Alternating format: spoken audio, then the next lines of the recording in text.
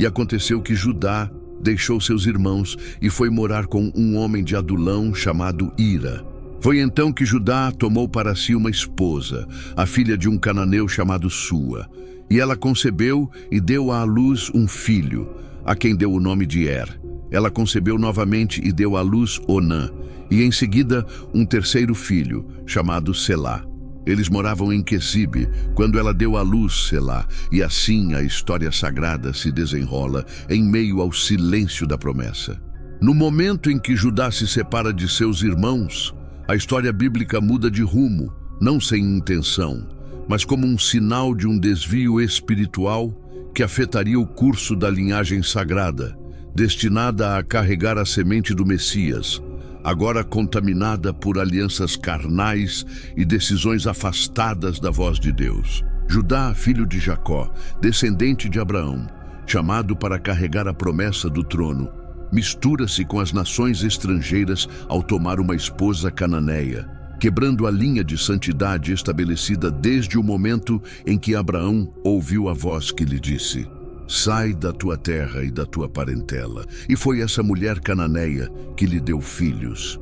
O primogênito de Judá foi considerado desagradável aos olhos de Jeová. No entanto, antes que o julgamento se abatesse sobre ele, o texto sagrado nos leva a refletir sobre um ponto que exige reverência e silêncio, pois fica claro que, quando a Escritura menciona que Judá desceu, não se trata apenas de uma questão geográfica, mas de um distanciamento espiritual. Ao se afastar de seus irmãos, ele também se afasta da proteção patriarcal, dos conselhos de Jacó e da bênção que o acompanhava. Esse afastamento traz consigo consequências que não apenas afetam sua alma, mas também sua descendência. E é neste contexto que Onã começa a tomar forma no ventre de sua mãe cananeia, não sob a aliança de Deus, mas na mistura, na indiferença e na falta de direção espiritual.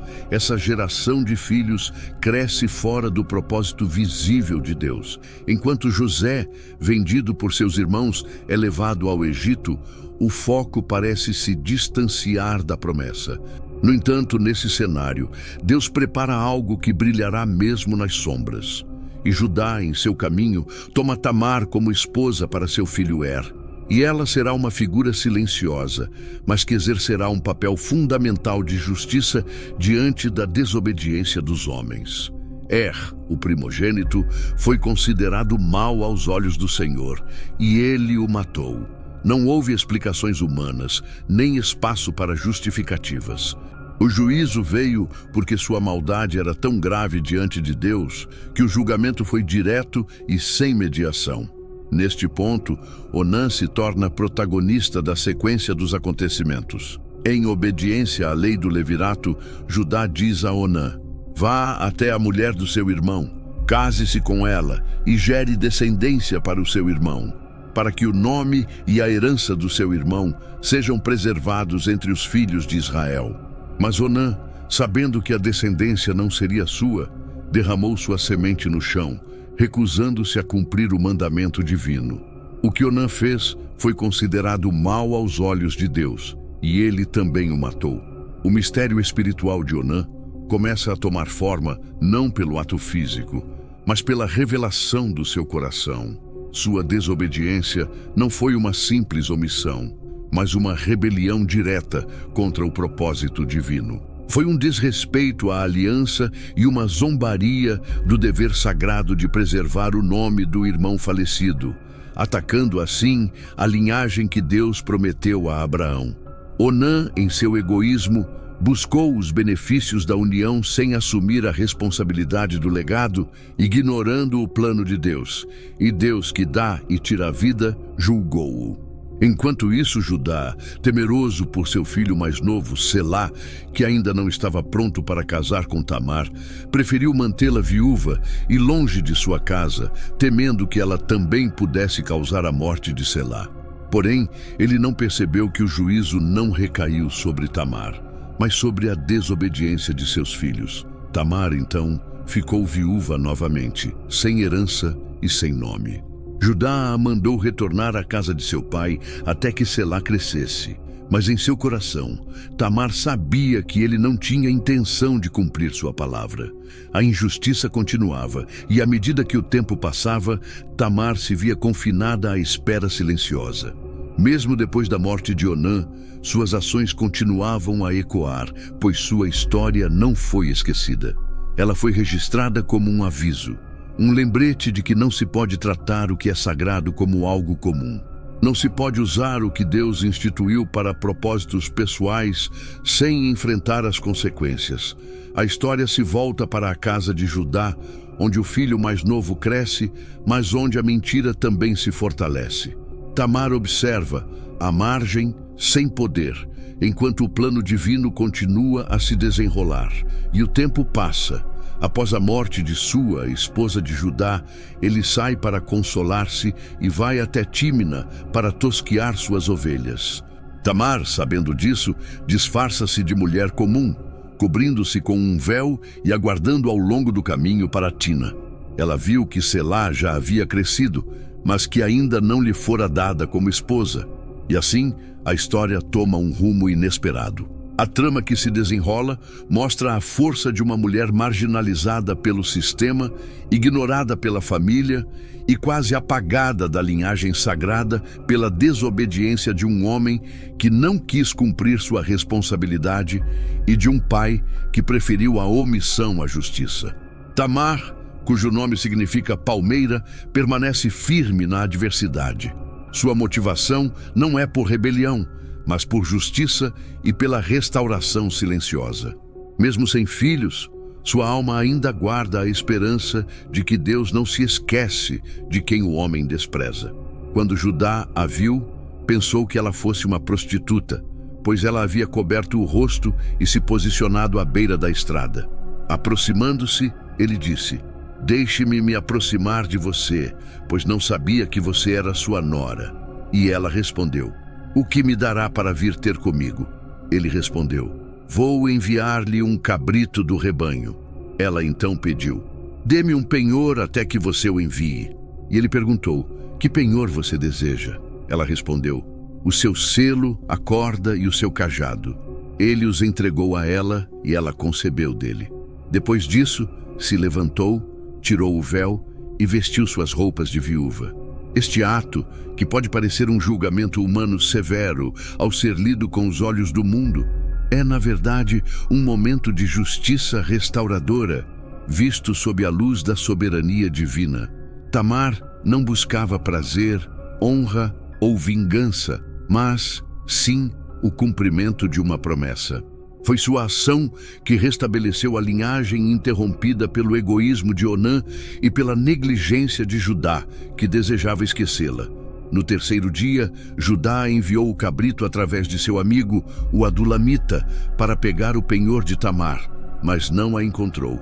Ele perguntou aos moradores do local onde estava a mulher que ficava à beira da estrada, mas ninguém soube informar. Ao voltar, disse a Judá: "Não a encontrei." E ninguém na cidade disse ter visto qualquer prostituta por lá. Judá então respondeu: "Deixe-a ficar com o que temos, para não sermos envergonhados. Enviamos o cabrito, mas não a encontramos." Passaram-se quase 3 meses, e então chegou a notícia a Judá: Tamar, sua nora, se prostituiu e agora está grávida. Judá, indignado, ordenou que a trouxessem e fosse queimada. Com essas palavras, ele revela a dureza de seu coração sem reconhecer a profundidade de seu próprio pecado, pronto para condenar sem julgar e punir sem recordar de sua própria culpa. Enquanto ela era levada, Tamar mandou dizer a Judá: "De quem são esses objetos? Eu estou grávida." E Judá olhou e reconheceu o selo, a corda e o cajado e disse: "Ela é mais justa do que eu, porque não a dei ao meu filho Selá." E não a conheceu mais. Nesse momento, o véu da injustiça se rasga.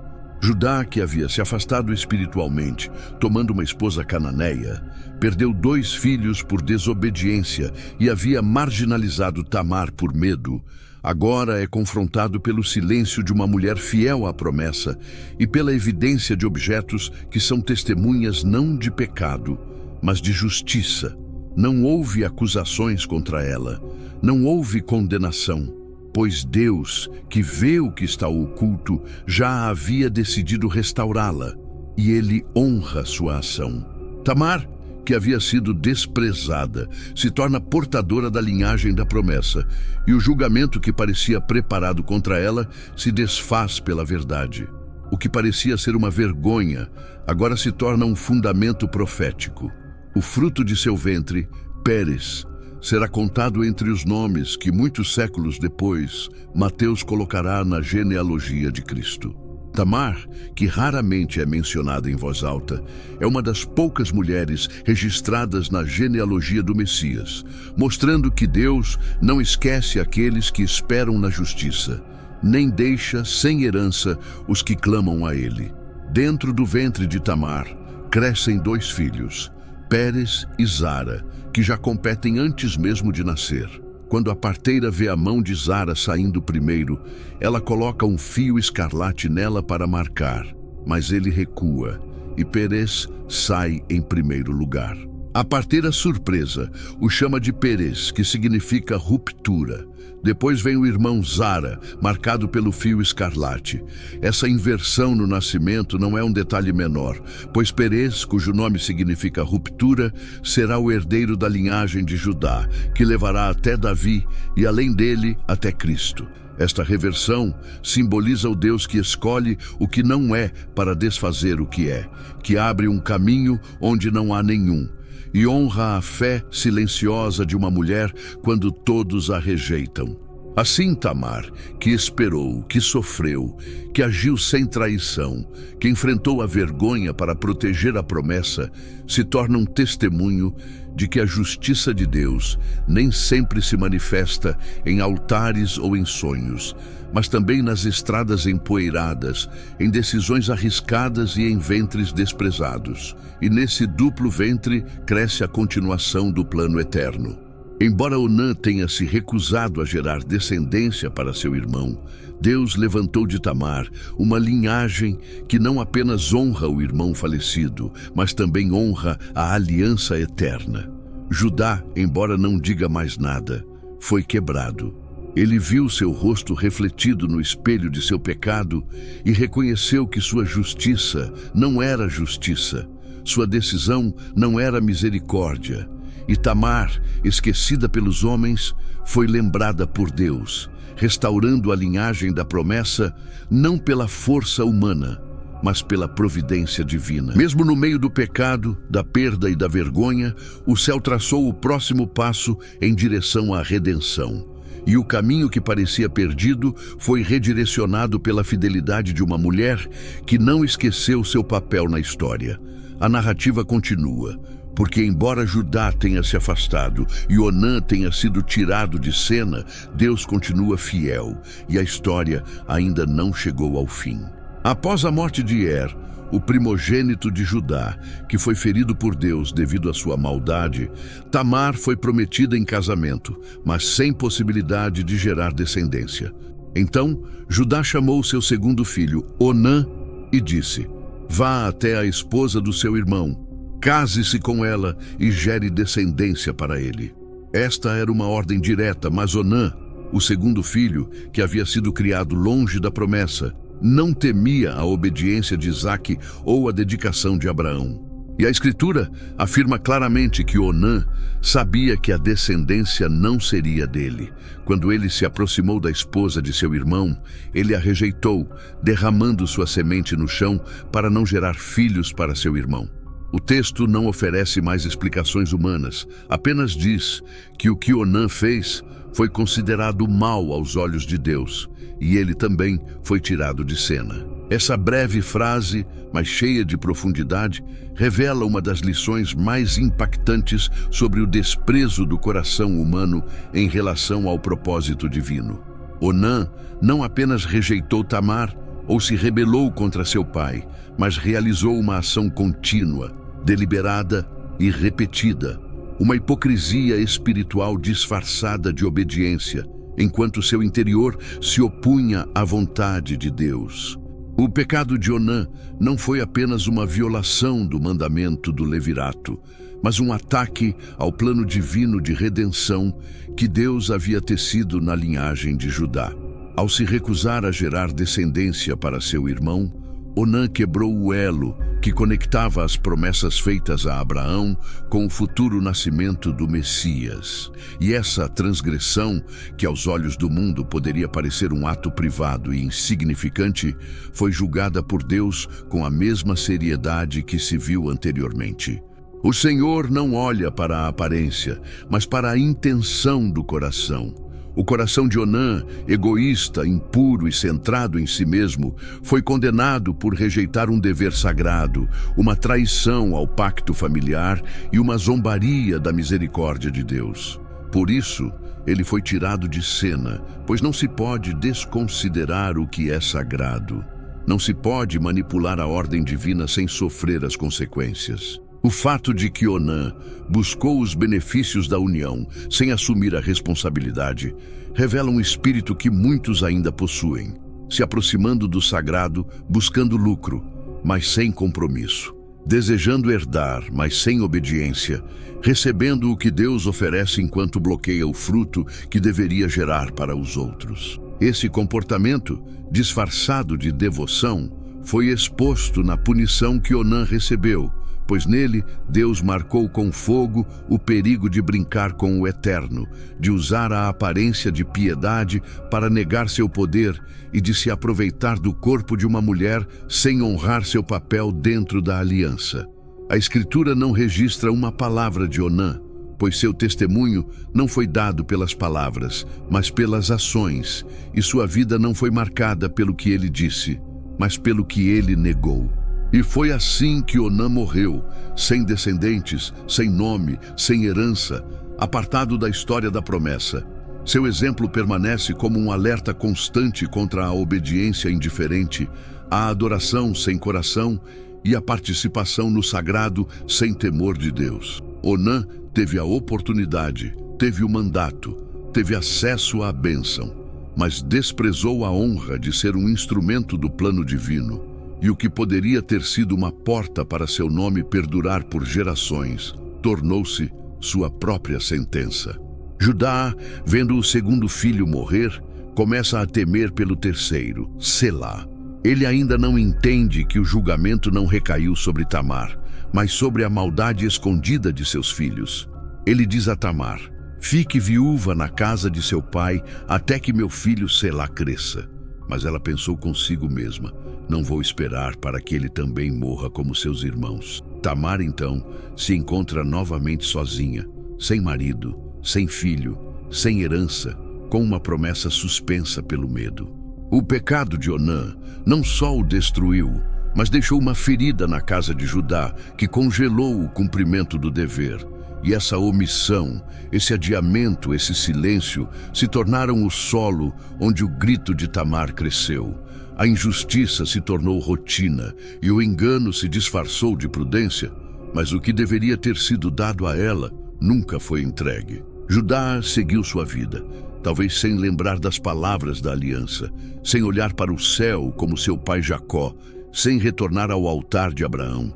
E a linhagem do Messias permaneceu suspensa, esperando a ação de Deus, que agiria de maneiras que os homens não compreenderiam. O que Onã interrompeu com seu egoísmo, Deus restauraria com fidelidade soberana, mas não sem dor, não sem confronto, não sem levantar do pó aqueles que os homens haviam derrubado. E embora Onã tenha morrido, sua história continua a falar nas Escrituras. Seu nome permanece como um testemunho do que acontece quando o dever sagrado é rejeitado, de como o propósito de Deus pode ser interrompido pelo coração humano, mas nunca destruído por ele. Porque a semente prometida não depende da carne ou do desejo do homem, mas daquele que tem misericórdia. E se Onã caiu por egoísmo, Tamar será levantada pela justiça. E se o filho de Judá desprezou a bênção, Deus honrará aquele que a espera em silêncio. Pois mesmo quando os caminhos do homem parecem fechar portas, o plano de Deus jamais deixa de se cumprir. Cada ato, cada omissão, cada decisão contém consequências espirituais que o céu avalia com critérios eternos. E assim, a história continua. A casa de Judá, marcada pela morte, Tamar envolta em espera e uma linhagem aguardando até que a fidelidade de Deus se manifeste novamente em meio à destruição. Assim, quando ele caiu por sua maldade, Onã foi ferido por sua rejeição ao sagrado. A casa de Judá permaneceu envolta em luto e medo, pois a morte havia visitado seus 2 filhos mais velhos. Tamar continuou viúva na casa de seu pai, vestida de preto, sem justiça, sem consolo. Embora a lei dissesse que Selá deveria gerar descendência para preservar o nome de seu irmão, Judá não o fez, pois o medo venceu sua obediência. Enquanto Selá crescia sob os cuidados de um pai que temia perdê-lo, Tamar observava a promessa murchar na espera, a linhagem esfriar no abandono e a justiça ser adiada pela covardia. Os dias passaram e se transformaram em anos. Selá se tornava um homem, mas não um marido, e a herança de seu irmão permanecia sem cumprimento. Seu nome continuava como uma sombra, sem eco, sem fruto, sem semente. Judá então pensou consigo mesmo que Tamar era a causa da morte de seus filhos, sem perceber que a raiz do julgamento não estava nela, mas na desobediência oculta dos homens. Este cenário revela o julgamento invisível de Deus, aquele que não vem com uma voz audível ou fogo do céu, mas age nas partes mais íntimas, onde o coração pesa e as intenções se tornam visíveis como uma fragrância ou um odor. Não há ação humana que possa ser escondida daquele que examina os corações. E o texto sagrado não nos diz que houve profecia, nem que um anjo avisou, nem que a morte foi precedida por sinais. Simplesmente nos diz que o que Onã fez foi mal aos olhos do Senhor, e ele foi tirado de sua vida também. Essa sentença silenciosa é mais temível que o trovão, pois revela que o julgamento divino não precisa de espetáculo para ser justo. Deus, Senhor da vida, também é Senhor da morte, e sua santidade não será escarnecida, embora o mundo a ignore. Onã, ao tomar para si os prazeres dos santos, sem assumir o peso do dever, foi considerado indigno e morreu sem filhos, levando consigo a linhagem que deveria defender o nome de seu irmão. O julgamento executado sem aviso é um sinal da gravidade do pecado oculto, do egoísmo espiritual e da corrupção disfarçada de realização. Onã não se rebelou abertamente contra seu pai, nem disse: "Não farei o que me mandam", mas sua desobediência estava oculta, repetida em aparente obediência. E é por isso que seu castigo foi imediato. Quando o homem toma o que pertence a Deus para seu próprio uso, sem devolvê-lo ao propósito eterno, ele se torna um ladrão do altar. Onã foi considerado um ladrão da semente, um usurpador de um dever que não queria assumir. Tamar, por sua vez, sofreu as consequências do pecado dos outros, permaneceu silenciosa, sem exigir justiça, mas aguardando, pois sabia que o Deus que deu a lei também observa seu cumprimento. Assim, Tamar permaneceu marginalizada, enquanto Judá manteve Selá sob seus cuidados. O tempo passou e a viuvez de Tamar se tornou um hábito. Ninguém mais a via como uma possível mãe, mas como um sinal de morte, como uma sombra do que poderia ter sido. Isso também fazia parte do julgamento, pois a injustiça que os homens não corrigem se torna um fardo que recai sobre todos. A linhagem de Judá, chamada para ser o cetro entre as tribos, permaneceu estagnada, ferida, manchada pela mistura com os cananeus, pela desobediência de Er, pelo egoísmo de Onã e pela omissão de Selá. E neste contexto sombrio, onde a história parecia interrompida, o julgamento de Deus continuava a operar em silêncio. Nenhum fogo caiu, a terra não tremeu, Mas a herança estava morta, o nome quebrado, a descendência selada. Esse julgamento invisível é o mais profundo, pois interrompe o que deveria fluir, seca o que deveria dar fruto, apaga o que deveria brilhar. Enquanto Judá cuidava de seu gado, de seus negócios, de seus costumes, ele não percebeu que sua casa estava sob julgamento, que sua semente não tinha bênção, que suas decisões haviam sido atraídas pelo silêncio do alto. E nesse silêncio, Tamar esperou não como uma mulher ignorante, mas como alguém que observa o movimento de Deus sem interrompê-lo. Essa espera foi uma semente.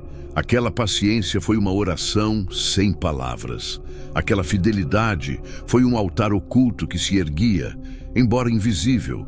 E Deus, que é justo, não esquece a fé daqueles que são vítimas do pecado de outros, nem deixa sem resposta o clamor dos esquecidos. O julgamento que caiu sobre Onã, embora rápido, não foi isolado, mas parte de um processo maior no qual Deus estava purificando a linhagem do Messias. E embora os homens não vissem, o julgamento invisível continuava a agir, cortando o que estava no caminho, quebrando o que era difícil e preparando o terreno para que a justiça surgisse, não do trono, mas do pó, não da voz do Pai, mas do ventre de uma mulher silenciada. Em Tamar, Deus guardou uma semente que o pecado não pôde destruir. E embora a história ainda não tenha revelado a reviravolta, já é possível sentir a pressão do céu sobre a injustiça da terra. A iminência de uma mudança já é palpável. O dia se aproxima em que o que está oculto será revelado. E enquanto isso, o julgamento continua a cair sem aviso, e a história permanece em espera, como o orvalho que não se vê, mas molha a terra, como o relâmpago que ainda não caiu, mas já vibra nas nuvens, como uma palavra não dita, mas já ardendo no coração daqueles que temem a Deus. Pois quando os homens param de falar, o céu não fica em silêncio. E quando os homens e as crianças desobedecem, Deus não retira sua justiça, mas age com poder, sem aplausos, sem testemunhas, sem barulho. O julgamento invisível é uma expressão do amor eterno que corrige, disciplina e restaura. O que foi quebrado por Onã será restaurado por aquele que não depende de semente humana para cumprir seu propósito. Na escuridão da casa de Judá, começa a nascer uma luz que ainda não é visível, mas logo será revelada. Tamar permaneceu na casa de seu pai, vestida de viúva, em silêncio, sem marido, sem filho, sem nome prolongado, com o rosto coberto pela sombra do esquecimento. Carregava o peso de uma promessa não cumprida, de um pacto quebrado pelo medo de um homem que preferiu preservar a vida de seu filho mais novo, em vez de obedecer ao Deus da justiça. Assim, ela cresceu, fez-se mulher, e viu sua esperança se desfazer com o passar do tempo. Mas Tamar não falou uma palavra. Não confrontou, não exigiu, não buscou consolo entre as mulheres, porque sabia que a promessa não dependia do homem, mas de Deus. Por isso, permaneceu fiel à sua viudez, pois sabia que a esperança ainda poderia nascer, mesmo das ruínas de uma casa marcada pela desobediência. Enquanto Judá cuidava de suas ovelhas, de seus campos e caminhos, Tamar observava da sombra, vendo a família de Judá seguir como se nada tivesse acontecido, como se o julgamento sobre Onã não tivesse deixado marcas, como se seu dever para com ela tivesse sido apagado da memória. Mas Deus via, Deus contava, Deus registrava. Tamar, embora marginalizada, não foi esquecida pelo Altíssimo. Quando a esposa de Judá morreu, seu coração ficou vulnerável, quebrado, aberto a decisões que não discerniam os tempos do céu. Então, subiu a Timnate com seu amigo Irael Dulamita para tosquear suas ovelhas. Nesse momento, o Espírito do Senhor moveu o coração de Tamar a tomar uma decisão que mudaria o curso do linhagem sagrado. Foi dito a Tamar: teu sogro subirá a Timnate para tosquear suas ovelhas. E ela se levantou, tirou seus vestidos de viúva, se cobriu com um véu e se envolveu. Sentou-se à entrada de Enaim, no caminho para Tinate, pois sabia que se fizera mulher, mas ainda não lhe haviam dado filhos. Neste gesto aparentemente humano estava a providência divina. Tamar não buscava vingança, não desejava desonra, mas justiça. Seu ato não foi de sedução carnal, mas de obediência à lei do levirato, ignorada por Judá. Ela não se sentou ali como rebelde, mas como intercessora, como testemunha da promessa. Judá, ao vê-la, pensou que fosse uma prostituta, pois ela havia coberto o rosto. Aproximou-se e lhe disse: "Deixa-me agora chegar a ti." Ela perguntou: "O que me darás?" Ele respondeu: "Enviarei um cabrito das minhas cabras." Ela pediu: "Dá-me uma garantia até que o envies." Ele perguntou: "Que garantia?" Ela disse: "Teu selo, teu cordão e teu bastão." Ele os entregou e se uniu a ela. Tamar concebeu. Levantou-se, foi embora, retirou o véu e voltou para sua casa, vestindo novamente suas roupas de viúva. Ninguém sabia o que havia acontecido, mas no ventre de Tamar a restauração já estava crescendo, a semente que Deus havia preservado. Judá enviou o cabrito por seu amigo, mas ele não a encontrou. Os homens do local disseram que ninguém havia estado ali. Judá pensou que o assunto estava resolvido e mandou que a trouxessem para si, para evitar a vergonha. Mas Deus já havia começado algo, porque o silêncio de Tamar estava grávido de justiça, e o julgamento de Deus avançava com precisão. Onde o homem semeia injustiça, Deus semeia redenção. 3 meses depois, souberam que Tamar estava grávida. Disseram a Judá: "Tua nora cometeu fornicação e está grávida." Judá, sem ainda reconhecer seu pecado, ordenou que ela fosse levada e queimada. Com essas palavras, ele selou sua própria condenação, pois o julgamento que ele invocou sobre ela cairia sobre sua própria consciência. Quando Tamar foi retirada, ela enviou a Judá: "De quem são estas coisas? Estou grávida." E mostrou o selo, o cordão e o bastão. Judá reconheceu os objetos e ficou em silêncio. Ele disse: "Ela é mais justa do que eu." Com essa declaração, o véu foi removido, não apenas do rosto de Tamar, mas do coração de Judá. Ele entendeu que havia negado a justiça, omitido seu dever, escondido seu pecado atrás do julgamento e ficou quebrantado. Não disse mais nada, porque o Espírito lhe havia mostrado a verdade. Tamar, que esperou sem clamar, que agiu sem rancor, foi honrada não por homens, mas pelo céu. Ela deu à luz 2 filhos, Perez e Zara. No parto, algo inusitado aconteceu. A mão de um dos filhos saiu primeiro, e a parteira amarrou um fio escarlate nela, dizendo: "Este saiu primeiro." Mas logo a retirou, e o irmão saiu. Ela exclamou: "Que violação você fez para si mesmo?" E chamou o primeiro de Perez. O outro foi chamado de Zara. E esse nascimento, esse investimento, essa reviravolta inesperada também foi uma profecia. Porque Perez, aquele que quebrou, aquele que abriu o caminho, aquele que saiu primeiro contra toda a ordem natural, seria aquele que carregaria a linhagem do Messias. Tamar, a viúva esquecida, a mulher julgada, aquela que esperava na sombra do esquecimento, foi inscrita na genealogia eterna. E seu nome, junto ao de Raabe, Rute e Batseba, seria gravado no Evangelho como um testemunho de que a justiça de Deus não se limita ao julgamento humano. Quando os homens falham, Deus ainda pode restaurar, pois a promessa não foi feita aos homens perfeitos, mas para corações fiéis. A linhagem de Judá, interrompida pelo pecado de Onã e pela omissão de Judá, foi retomada no ventre de uma mulher que pacientemente esperou, agiu com sabedoria e foi recompensada com fruto duplo. E assim, a história continua. Pois embora o julgamento tenha caído sobre os filhos de Judá, a graça levantou sua semente, e o que foi semeado em tristeza dará fruto em glória.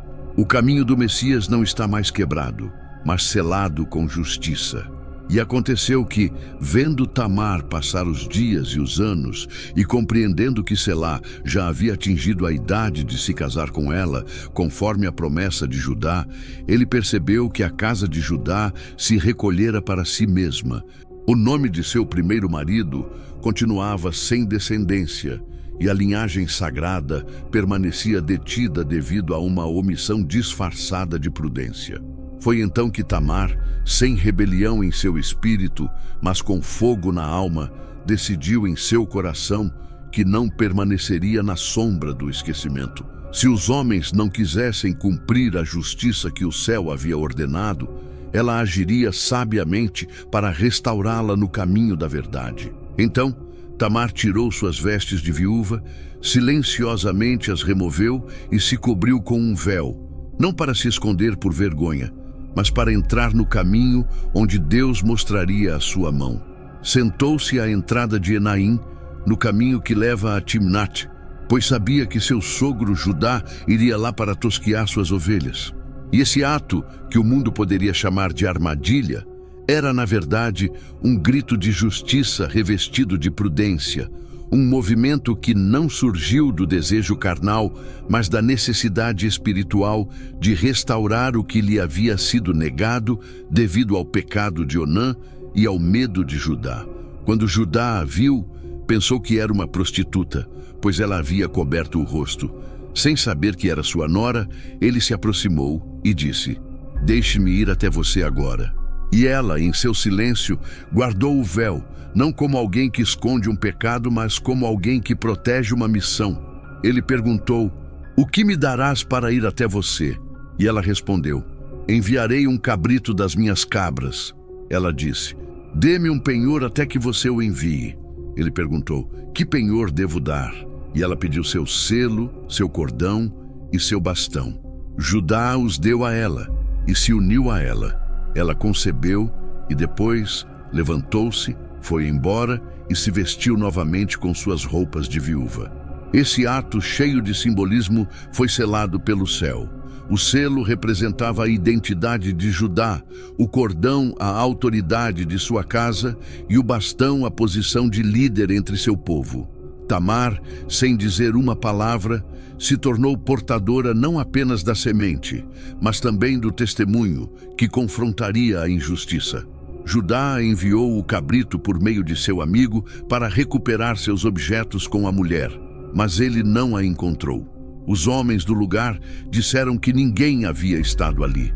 Judá, então, mandou que o caso fosse esquecido, não querendo ser envergonhado publicamente, pensando que tudo tinha acabado, sem saber que a semente que havia sido plantada fazia parte do plano eterno que Deus estava observando.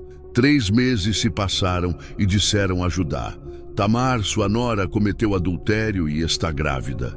Judá, ainda sem discernimento, pronunciou o julgamento: "Traga-a para fora e que seja queimada." Essas palavras, ditas por um homem que negligenciou seu dever, tornaram-se uma armadilha para os justos. Quando a tiraram, Tamar enviou os objetos dizendo: "De quem são estas coisas? Estou grávida." E mostrou o selo, o cordão e o bastão. Judá reconheceu e caiu em si, dizendo: "Ela é mais justa do que eu." E não disse mais nada. Essa confissão não foi apenas uma aceitação dos fatos, mas o início de um colapso que marcaria a transformação de Judá. Durante anos, ele viveu sem olhar para trás, sem perceber a ferida aberta deixada em Tamar, sem assumir a responsabilidade pelo vazio deixado pela morte de seu filho Onã e pela omissão que se seguiu. Agora, diante de sua nora, na voz de uma mulher que não gritava, que não acusava, que apenas mostrava o que era seu, Judá viu seu pecado e foi humilhado, não por escândalo público, mas pela consciência que o Espírito lhe revelou, mostrando-lhe como ele havia falhado diante de Deus. Naquela época, Tamar não foi executada, não foi condenada, não foi apagada, mas foi reconhecida, pois sua determinação não nasceu da carne, mas do Espírito. Sua ação não foi movida por desejo, mas por fidelidade. E a justiça de Deus, que não esquece os fiéis, mesmo no silêncio, elevou Tamar e a honrou com duplo fruto. No seu ventre cresceram Pérez e Zara, duas vidas que Deus usaria para restaurar a linhagem interrompida. Quando chegou o tempo de dar à luz, havia gêmeos em seu ventre. Um deles, ao sair, estendeu a mão primeiro, e a parteira amarrou um fio escarlate nela. Porém, ele recolheu a mão, e seu irmão saiu em seu lugar. A parteira disse: "Que violação você fez para si mesmo?" E ele foi chamado de Pérez. Então veio seu irmão com o fio escarlate e foi chamado de Zara. Aquele nascimento, aquela virada inesperada, foi um sinal do céu, porque aquele que não deveria ter saído primeiro foi quem quebrou a ordem natural, tomou o lugar do primogênito e marcou o recomeço da linhagem messiânica.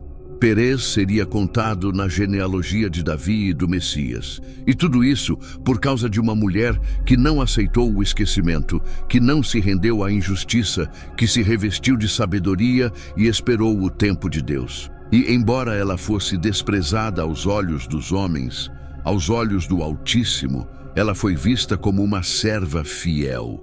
Sua história, que começou no luto, terminou na redenção, pois Deus pode usar até as decisões mais dolorosas para cumprir o que prometeu. Tamar, sem levantar a voz, mudou a história, não pela força, mas pela fé. Sua determinação foi escrita como um testemunho eterno de que a justiça divina nem sempre se manifesta nos tronos. Às vezes, ela acontece em estradas empoeiradas, em rostos cobertos, em ventres desprezados, em decisões que o mundo não entende, mas que o céu honra. E assim, a história continua. Pois embora o julgamento já tenha sido estabelecido e a justiça começado a florescer, o processo de transformação na casa de Judá ainda não havia terminado. O que Deus começou no ventre de Tamar continuará ecoando por gerações, até que o cetro não seja tirado de Judá, nem o legislador de entre seus pés, até que venha Silo. Passados os dias em que Tamar concebeu por meio de Judá, ela guardou silêncio durante 3 luas completas.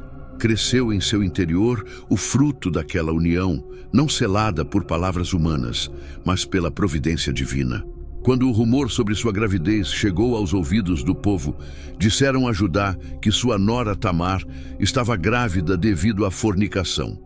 Sem parar para indagar, sem abrir seu coração ao discernimento, sem lembrar de sua própria falha no caminho para Timnat, Judá, ainda prisioneiro do julgamento fácil e do orgulho não quebrado, pronunciou a sentença: "Tirem-na e a queimem." Naquele momento, o céu guardou silêncio, como se o julgamento dos homens tivesse atingido a medida de sua hipocrisia. Tamar foi trazida à frente, e nas mãos ela não carregava clamor, nem súplica, nem defesa, mas 3 objetos sagrados, 3 testemunhos de um ato que os homens não viram, mas que Deus havia selado com intenção eterna. Ela enviou um recado a seu sogro dizendo: "Do homem a quem pertencem estas coisas, estou grávida." E perguntou: "Agora, reconhece a quem pertencem estas coisas, o selo, o cordão e o bastão?" Judá, ao ver os objetos que ele mesmo entregara secretamente, reconheceu-os e caiu em si. Ele disse: "Ela é mais justa do que eu", e não disse mais nada. Essa confissão não foi apenas uma aceitação dos fatos, mas o início de uma transformação interior. Pela primeira vez, Judá olhou para dentro de si mesmo e compreendeu que sua falha não foi apenas negar a Tamar, mas quebrar a lei do Altíssimo, abandonar seu dever e desprezar o pacto familiar que havia sido designado para preservar o nome e a herança. Tamar, que havia esperado na sombra, tornou-se o espelho onde Judá viu sua iniquidade. Ela não foi restaurada por castigo externo, mas pela exposição interna de sua culpa. E, naquele ato silencioso e santo, a justiça de Deus se manifestou, não com trovões nem com fogo, mas com 3 objetos nas mãos de uma mulher fiel. O selo, o cordão e o bastão tornaram-se testemunhos visíveis de que o julgamento que Judá queria impor sobre Tamar deveria cair sobre ele. Esse reconhecimento não foi para a humilhação pública, mas para a redenção privada.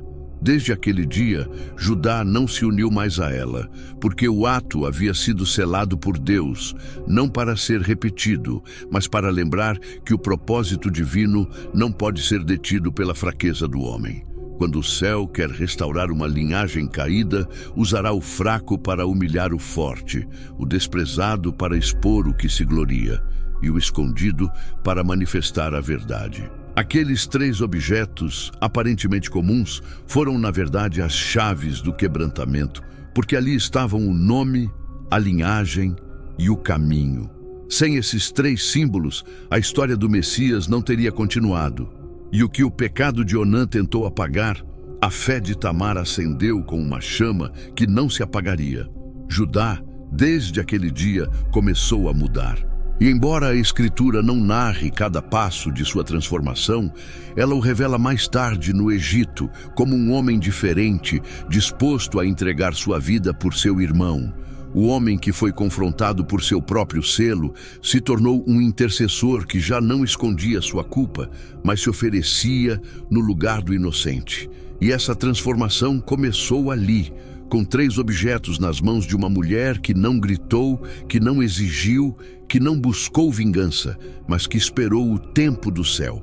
E esses objetos foram mais do que sinais físicos. Foram uma declaração do céu de que a semente seria preservada e de que Tamar seria honrada como mãe de Pérez. Assim como o selo marcou a identidade de Judá, o cordão representou a conexão com a herança e o báculo simbolizou a continuidade do cetro. Esses mesmos símbolos também marcam a figura do Messias que viria. Porque em Jesus está o nome sobre todo nome, a conexão eterna entre Deus e o homem, e o cetro que não será tirado de Judá até que venha aquele a quem pertence, e a ele se congregarão os povos. Em meio a uma cena familiar marcada pelo escândalo, o céu semeou uma profecia. Tamar, com suas mãos firmes, não apenas segurou 3 objetos, mas o início da restauração de um povo que ainda não compreendia o que Deus estava começando a fazer. E assim termina essa cena, mas não o relato, pois a vida de Pérez ainda estava para começar e a linhagem apenas se restabelecia. Embora a culpa tenha sido exposta e a verdade revelada, o caminho da redenção ainda precisava avançar por gerações, carregando a marca do Deus que transforma a vergonha em glória e que levanta o caído para cumprir o eterno propósito.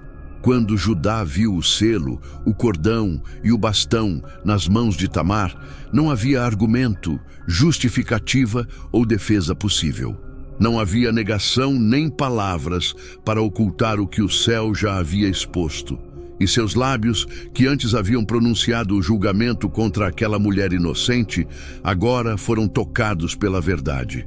Sua alma inteira foi transpassada pela consciência de seu pecado, e com voz quebrantada disse: "Ela é mais justa do que eu." Essas palavras, que não nasceram da vergonha pública, mas do reconhecimento interno, marcaram o ponto de inflexão na vida de Judá. Pela primeira vez em toda a narrativa bíblica, o filho de Jacó reconheceu sua falha, não culpando outros, não se escondendo na estrutura de sua família, não justificando sua omissão com desculpas, mas aceitando que havia pecado contra Tamar, contra seu filho falecido, contra o dever de sua casa e contra o Deus que o havia chamado para carregar a semente da promessa. Essa confissão, feita em privado, mas registrada pelo Espírito Santo nas Escrituras, não foi menor que a de Davi, quando disse: "Pequei contra o Senhor." Pois o quebrantamento de Judá abriu uma fenda profunda em seu coração, permitindo que a luz entrasse. Embora não haja registro de lágrimas, há testemunho de transformação, porque a partir daquele momento, as Escrituras mostrarão Judá como um homem diferente, um homem que soube se humilhar, que deixou de agir com arrogância, que começou a viver com a memória de seu erro e que foi moldado pelo peso de sua culpa, não para ser destruído, mas para ser redimido.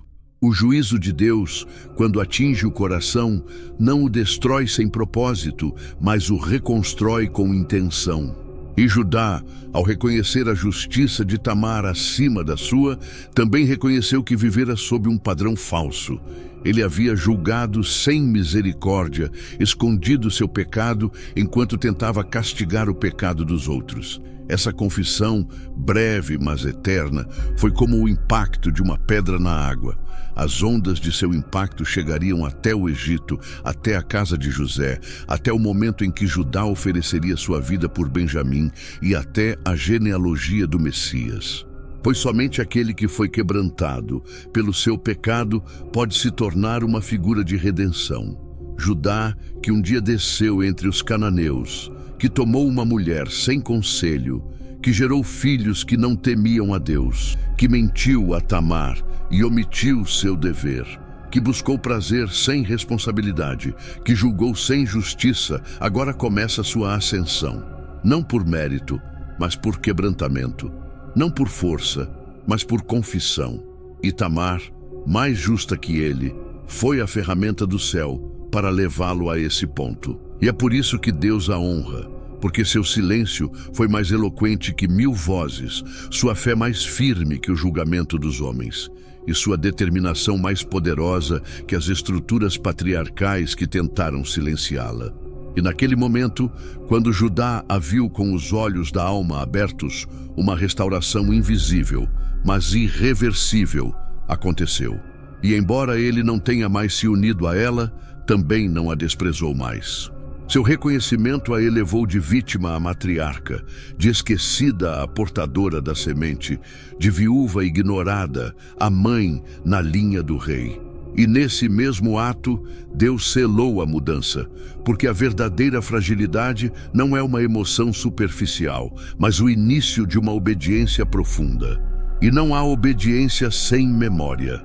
Judá começará a caminhar com a memória viva daquele dia em que Deus lhe mostrou seu rosto nos olhos de Tamar.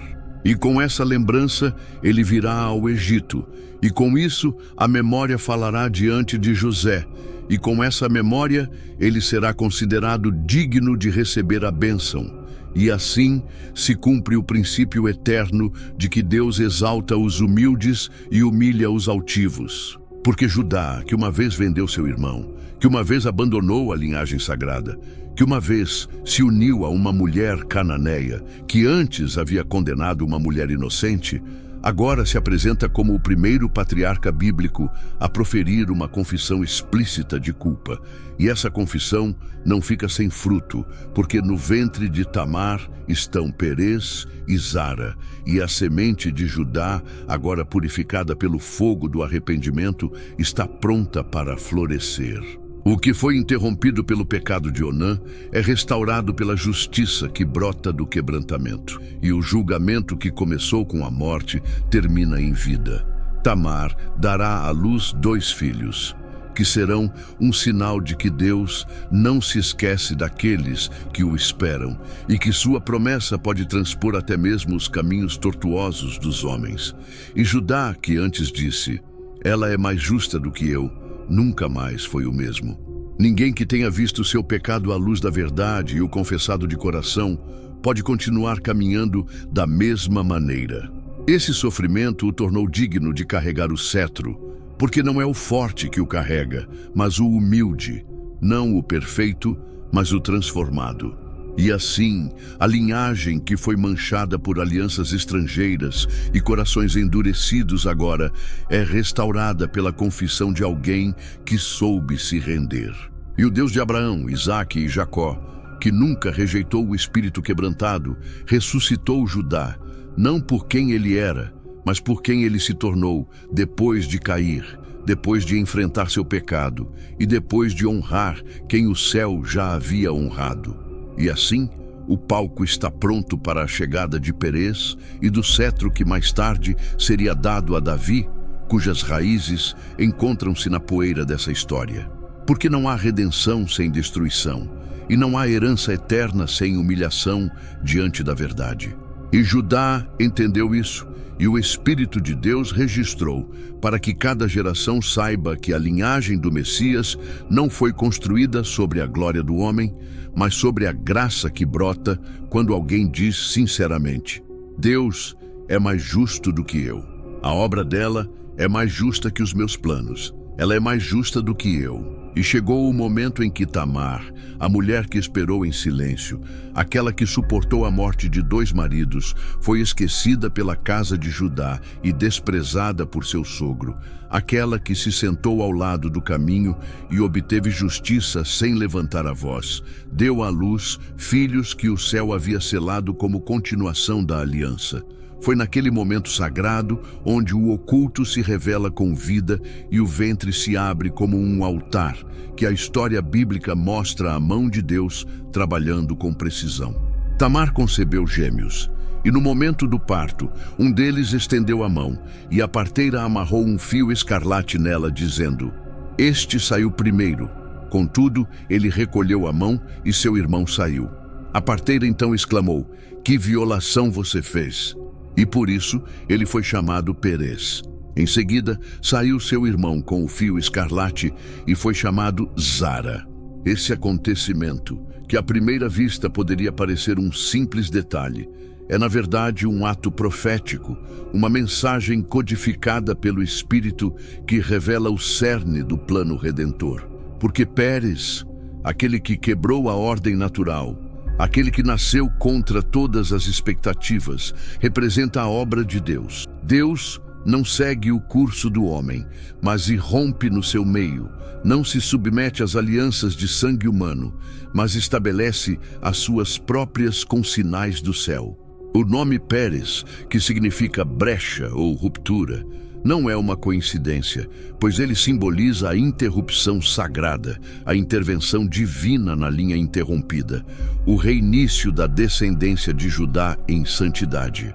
Perez não só seria o ancestral de Davi, mas também o antepassado do Messias, o que estabelece que a semente da salvação não passou por aqueles que eram maus aos olhos do Senhor, nem por Onã, que se recusou a dar filhos ao seu irmão, nem por Selá, que se escondeu por medo, mas por Perez, nascido de uma união escandalosa aos olhos do mundo, mas selada pela justiça aos olhos de Deus. Zara, cujo nome significa amanhecer, permaneceu como um sinal do que poderia ter sido, como uma figura do primogênito que ele não herdou, de quem estendeu a mão e voltou atrás. Embora ele carregasse o fio escarlate, símbolo do visível, do marcado, foi o outro que rompeu o ventre primeiro. Isso também é um mistério, pois o fio escarlate, que mais tarde aparece como um símbolo de resgate na muralha de Raabe, aqui permanece sem herança, como se o Senhor dissesse que o homem marca nem sempre é o que Deus escolhe. A linhagem sagrada não é definida pela mão que estende, mas por aquele que rompe com força para abrir o caminho. Perez, nascido nesse contexto de ruptura, se torna a figura daquele que herda sem ser anunciado, daquele que irrompe para estabelecer a vontade divina sobre os costumes humanos. E assim Tamar, que não tinha voz, não tinha terra, não tinha um nome prolongado, torna-se a mãe da lacuna, o canal do plano messiânico, a figura da mulher que traz justiça em meio ao desprezo. E Judá, que uma vez caiu, agora segura em seus braços o filho que perpetuará seu nome. A ferida deixada pela morte de Er e pela rebelião de Onã começa a curar-se, não por mérito de linhagem, mas pela intervenção da graça. Porque em Perez a promessa é reiniciada, em Perez a aliança é redimida, e seu nome será registrado na genealogia que mais tarde o evangelista Mateus escreverá dizendo: Judá gerou Perez e Zara de Tamar, e Perez gerou Esrom. E de lá a linhagem de juízes, reis e profetas, até chegar a José, marido de Maria, de quem nasceu Jesus, e tudo isso tem suas raízes aqui, em um nascimento singular, em uma ruptura profética, num ato silencioso que o céu tornou eterno. Deus não só escolhe o inesperado, mas o honra. E quando o homem acredita que uma história está manchada pelo erro, o Senhor a transforma em testemunho de redenção. Não foi por acaso que de todos os filhos de Jacó, Judá foi o escolhido, aquele que carregaria o cetro. E não foi acidente que de todas as uniões possíveis, esta fosse entre Judá e Tamar, o casal que perpetuou a linhagem real. Porque Deus não busca perfeição, mas disposição. Ele não escolhe os caminhos de retidão do homem, mas os corações partidos que se rendem à sua vontade. E Tamar, quando deu à luz Pérez, selou uma história que começou com a morte e terminou na vida, que começou com desobediência e culminou em propósito. Pérez, que abriu a brecha, tornou-se um símbolo do Messias que viria abrir o caminho entre Deus e os homens. Porque assim como Pérez rompeu a ordem do nascimento para nascer primeiro, assim Cristo interromperia o curso deste mundo para trazer salvação. E Judá, que anteriormente havia descido e se afastado de seus irmãos, agora é restaurado, não pelos seus méritos, mas pelo fruto de seu arrependimento. A história avança, não com explicações ou enfeites, mas com nomes que o céu validou, com vidas transformadas, com sementes purificadas pelo fogo do julgamento e do perdão.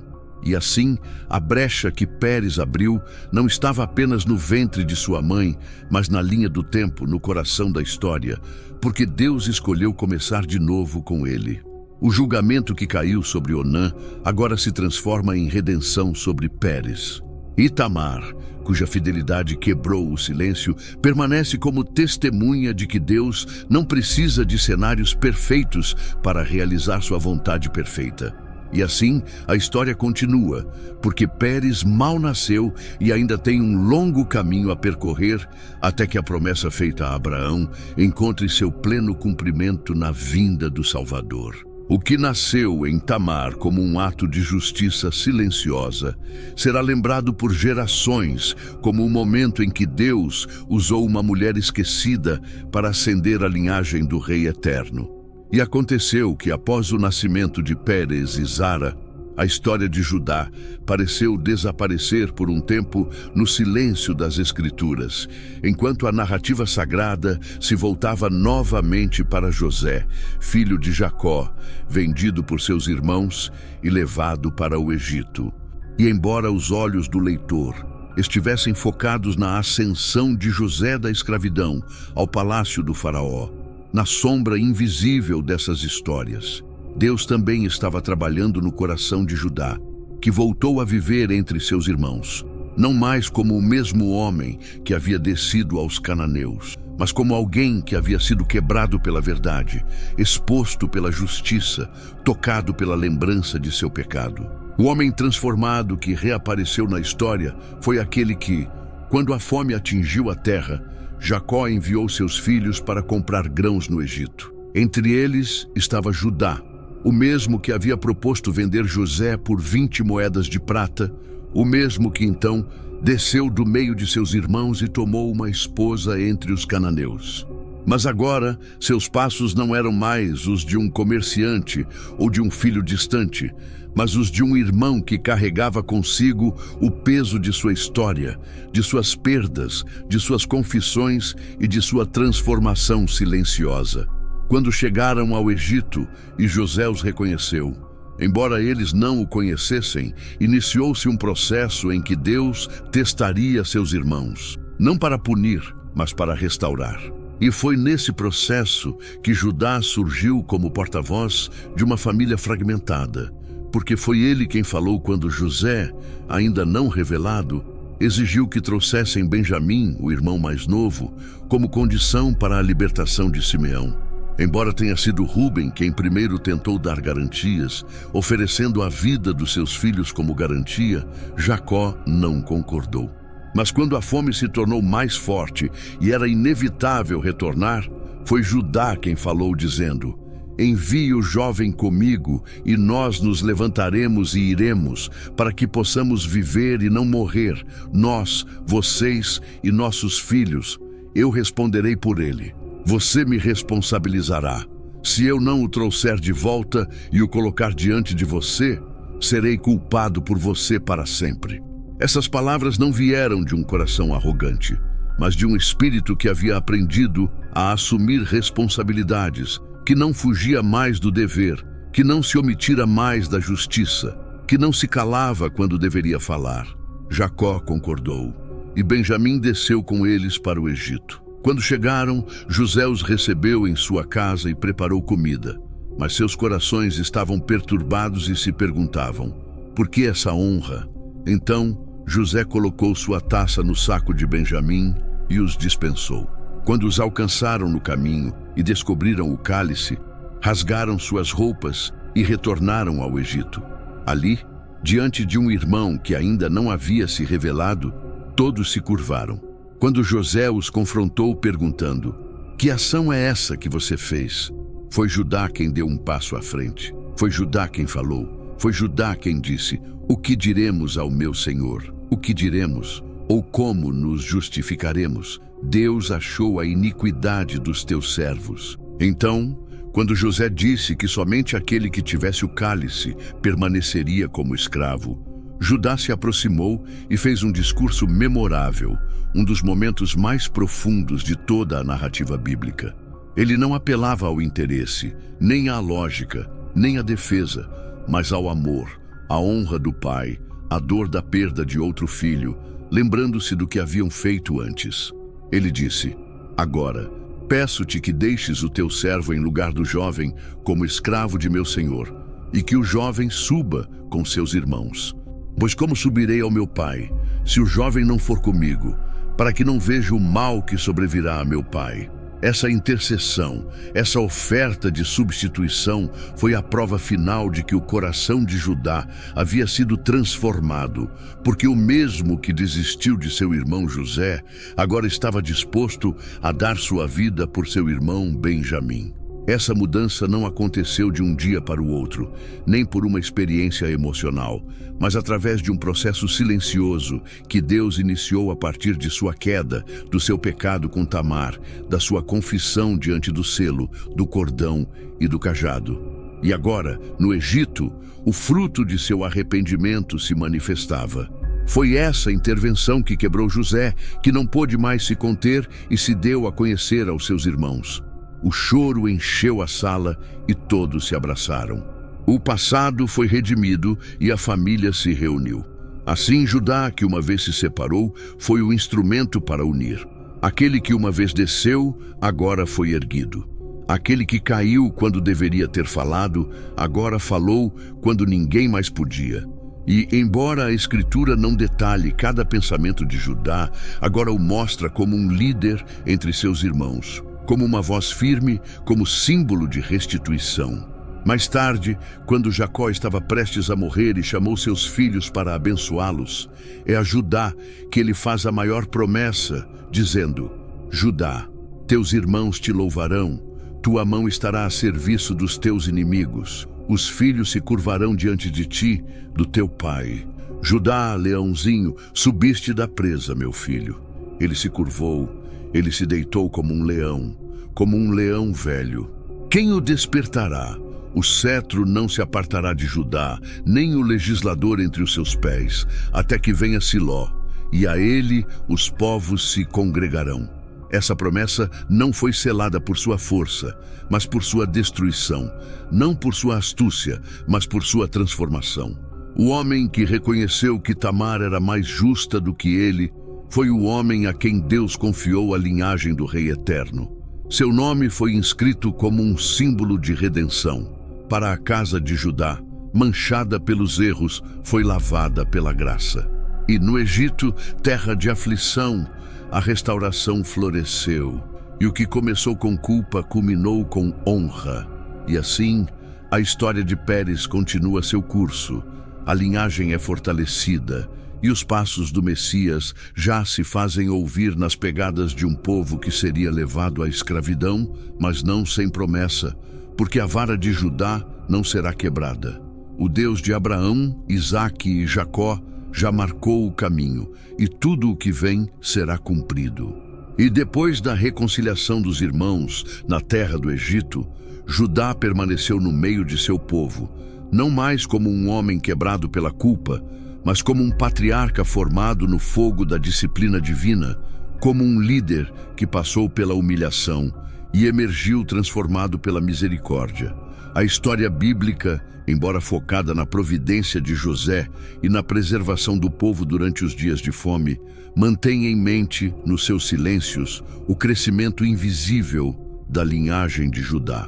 Porque no meio da aflição no Egito, onde os anos se tornaram séculos e gerações se multiplicaram na escravidão, a semente que começou com Pérez seguiu seu curso como um rio subterrâneo que não pode ser visto, mas não deixa de fluir.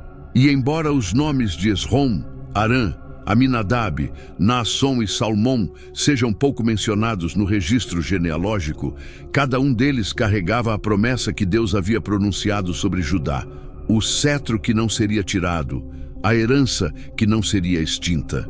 E assim, enquanto os faraós subiam e desciam, enquanto o povo era afligido com dura servidão, enquanto Moisés se erguia como um libertador e o mar se abria em dois, enquanto o deserto se tornava um berço de rebelião e disciplina, e enquanto Josué tomava a terra de Canaã e os territórios eram divididos por sorteio, a linha de Judá continuava avançando sem ruído, sem glória humana, sem altar próprio, mas com o selo da fidelidade divina. E passou o tempo dos juízes, quando cada um fazia o que lhe parecia certo. No meio dessa anarquia espiritual, a história de Ruth, a Moabita, que através de sua fé foi enxertada na linhagem, floresceu ao unir-se a Buz, filho de Salmão, e deles nasceu Obed. De Obed nasceu Jessé, e de Jessé nasceu Davi, o mais novo de seus filhos, o pastor, escolhido por Deus para ser rei de Israel. E assim, a linhagem que começou com o escândalo foi coroada com a realeza. A linha manchada pelo pecado foi redimida com um trono eterno. O filho de Judá, nascido de Tamar, em uma história que muitos gostariam de esconder, tornou-se um ancestral direto do homem segundo o coração de Deus. O ungido que derrotou Golias, o cantor de salmos, o homem que desejava construir uma casa para o Senhor. Quando Samuel o ungiu, o óleo desceu sobre uma cabeça que esperava há séculos, gerações de silêncio, carregando no sangue a brecha aberta por Pérez, a destruição de Judá, a fidelidade de Tamar e a aliança eterna que Deus havia pronunciado em segredo. Davi se estabeleceu em Jerusalém, reinou sobre todo Israel, venceu os inimigos ao redor, trouxe a arca de Deus em meio a danças e sacrifícios e queria construir uma casa para o Senhor. Mas o Senhor lhe disse: "Não você, mas teu filho construirá uma casa ao meu nome." E prometeu-lhe que não faltaria um homem de sua linhagem no trono.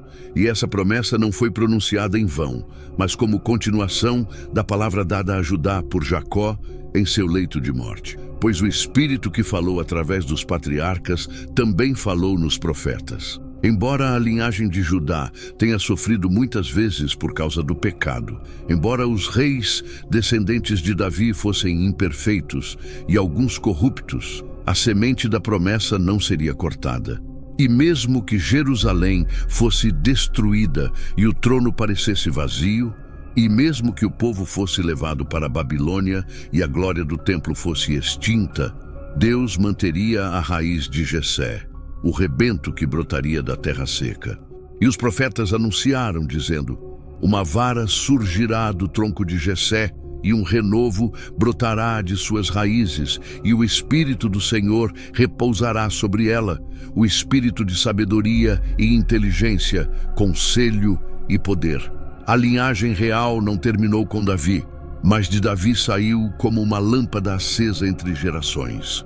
Porque de Salomão veio Roboão, e de Elabias, e de Elias Asa, depois Josafá, Jorão, Uzias, Jotão, Acás, Ezequias, Manassés, Amon, Josias, Jeconias, e depois do cativeiro, Zorobabel, Abiúde, Elias, e geração após geração, cada um levando em suas veias o sangue de Judá, o sangue de Tamar, o sangue da promessa. E quando o tempo se cumpriu e Deus quis manifestar sua redenção na carne, o anjo Gabriel foi enviado a uma virgem chamada Maria, prometida em casamento a um homem chamado José, da casa de Davi, da tribo de Judá, descendente direto de Perez, e disse-lhe: Você conceberá em seu ventre e dará à luz um filho, e você o chamará pelo nome de Jesus.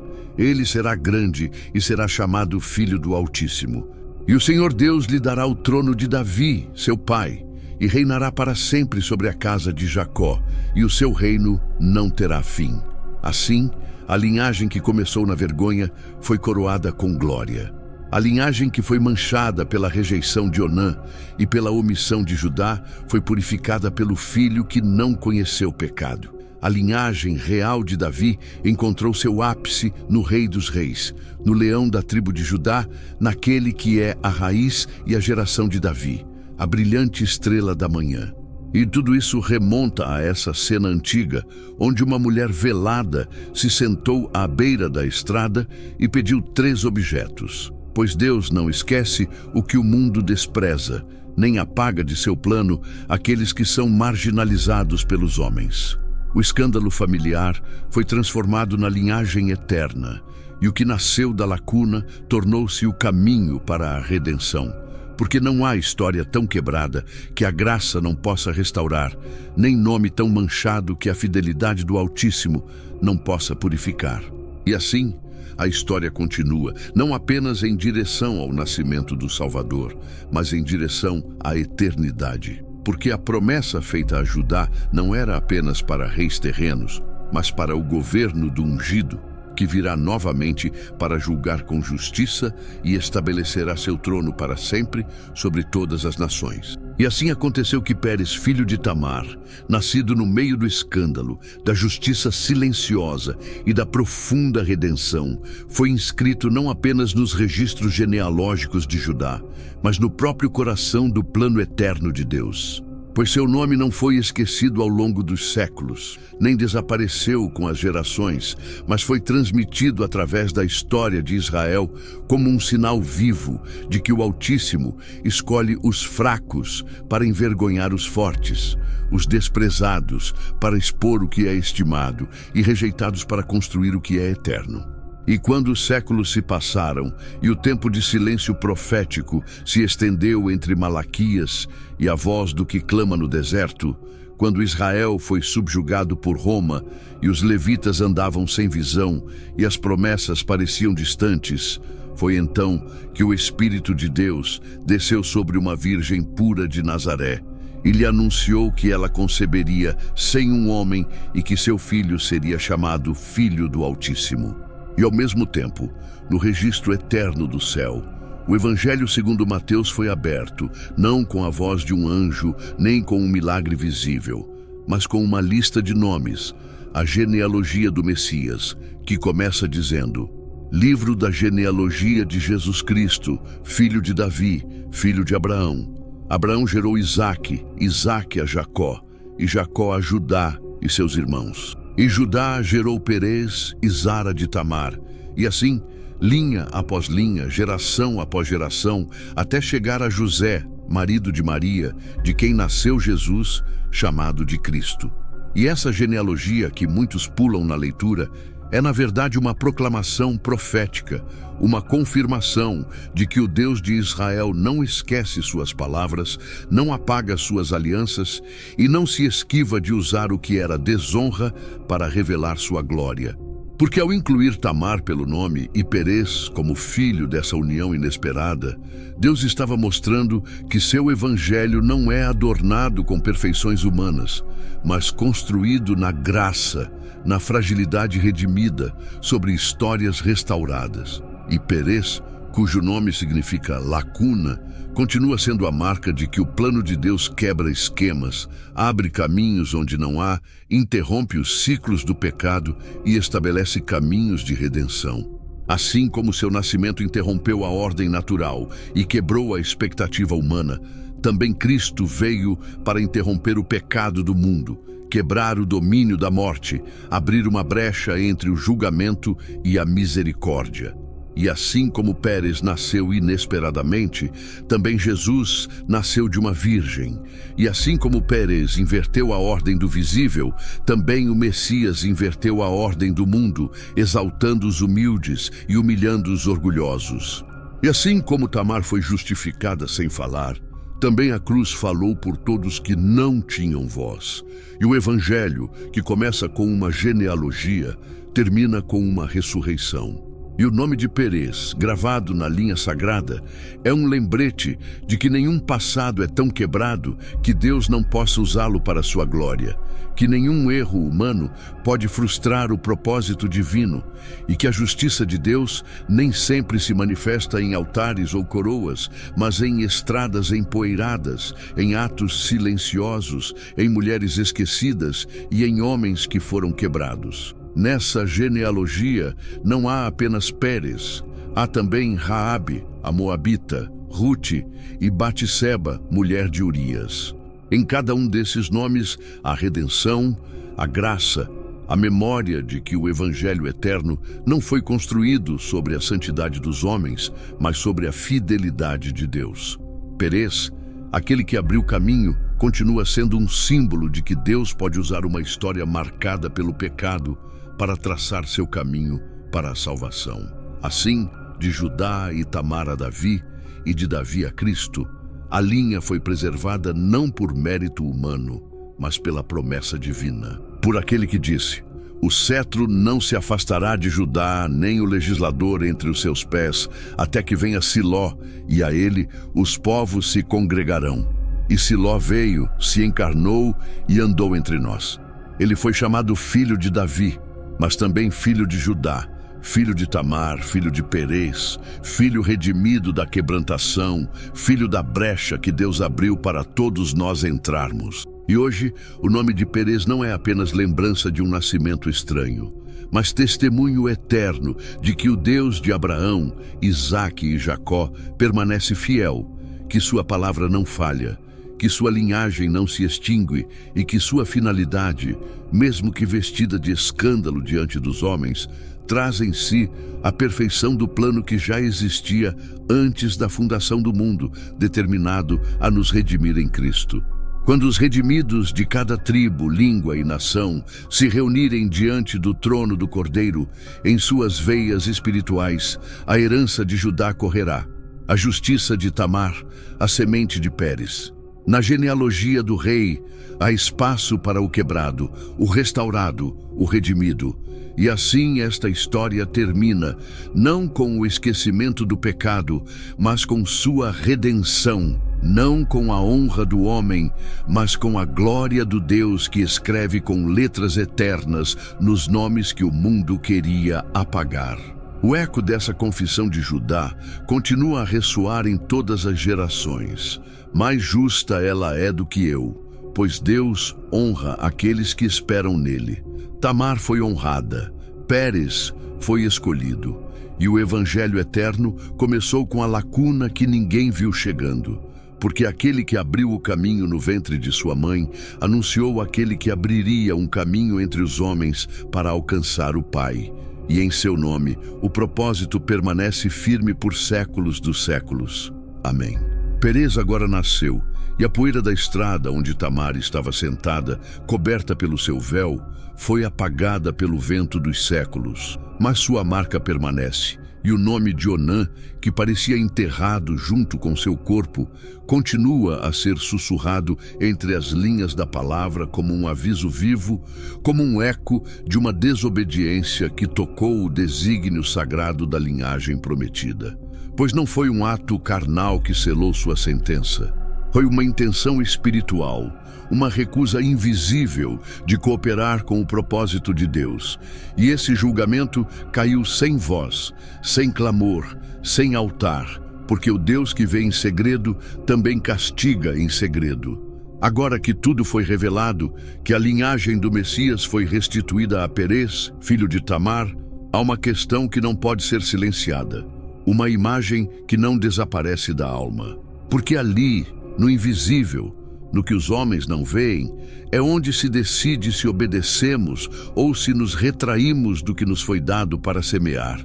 E o pecado de Onã não era físico, mas a expressão de um coração que quer o pacto sem o preço, a bênção sem a responsabilidade, o prazer sem a semente.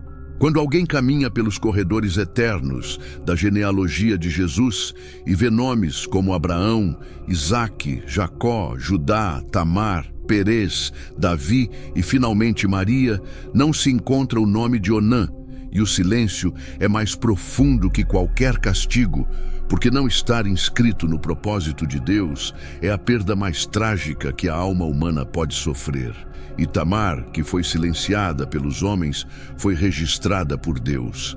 E Onã, que queria ficar sem dar fruto, foi cortado para sempre. E essa linha, essa escolha, esse julgamento permanece aberto diante de nós hoje. Porque nem todo pecado é escândalo público, nem todo julgamento é visível, e nem toda fidelidade brilha na praça. Às vezes, ela se manifesta na entrega silenciosa de alguém que decide obedecer, mesmo que o mundo o ignore.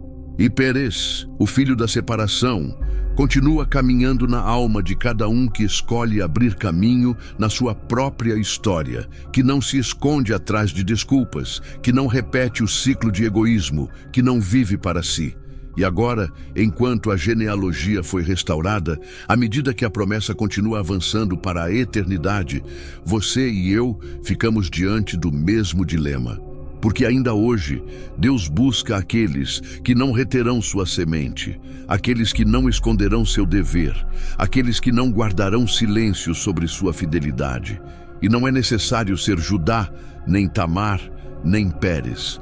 Para entrar nesta história, basta dizer sim ao propósito que, à primeira vista, pode parecer pequeno, mas tem o poder de mudar gerações. O Evangelho eterno começou com um filho que se recusou a dar vida e foi restaurado por uma mulher que fez isso. E agora, esse legado chega até você. Não se trata de genealogias, mas de decisões. Não de heranças, mas de obediência. Não de grandeza, mas de fidelidade naquilo que ninguém vê. Talvez você também tenha retido a semente. Talvez tenha desejado o nome sem o fardo, o aplauso sem a rendição. Mas hoje, o Espírito te faz a pergunta: você deixará seu nome ausente como o de Onã, ou o escreverá como os de Tamar, os de Perez, como os de todos aqueles que fizeram parte da história que leva ao Messias? Se essa história falou ao seu coração, diga: Senhor, eu não quero reter o que é teu. Então saberemos que você também está permitindo que sua fidelidade entre na história do céu. Inscreva-se para continuar descobrindo a genealogia oculta do propósito de Deus. E compartilhe este vídeo com alguém que acredita que sua história é muito sombria para ser redimida. Porque talvez, onde ninguém mais vê, Deus quer começar algo eterno. Sim,